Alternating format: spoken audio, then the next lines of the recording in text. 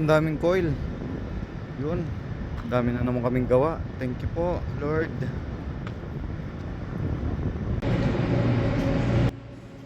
Safety first o yung tinatawag na Anjon JL dito sa bansang South Korea. Nitong May 1 nga ay pinagdiwang natin ang araw ng mga manggagawa. At ngayong araw nga ay pinagdiriwang namin dito ang Orin Inal or Children's Day. Hi guys! Anyong JD Sands, tunay nga na binibigyang prioridad din ng mga Koreans ang safety sa loob ng mga company. And sa video nga na to, ipapakita ko sa inyo yung isa sa mga ginagawa namin dito, ang pagkikrane or paggamit ng hoist. And masasabi ko rin talaga na isa ito sa mga delikadong trabaho dito. Kaya naman kapag nagko-control kami nito, naisisituate namin na tama ang direksyon sa pagpisa namin ng remote. At karamihan nga ng mga company katulad ng shipbuilding, construction, factory, logistics or warehousing, and steel or metal industry ay gumagamit ng ganitong klaseng equipment. Ito ay talagang gamit na gamit, especially sa mga heavy load object. Katulad nitong coil na naike-crane ko, ito nga pala yung materials na ginagawa sa product namin. Yung isang piraso nga pala nito ay tumitimbang ng 21,000 kilogram or 21 tons. Grabe talaga ang sobrang bigat nito. O katumbas ito ng isang malaking excavator o bulldozer. And sabihin na din natin nakatumbas siya ng 3 or 4 na African elephant. See guys, kaya naman siguro kahit nakasuot ng safety shoes,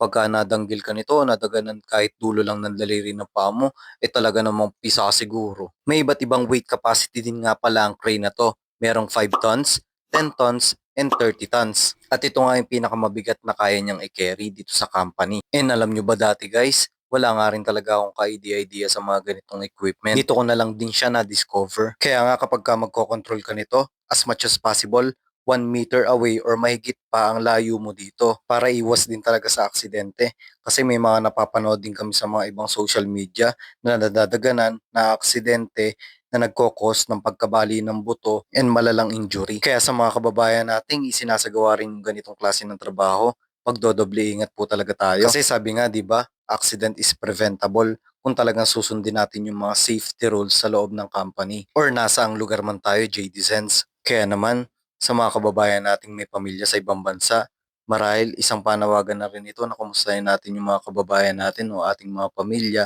or kaibigan. Hindi yung maaalala lang natin sila kapag may kailangan tayo o hihingi tayo ng pabor.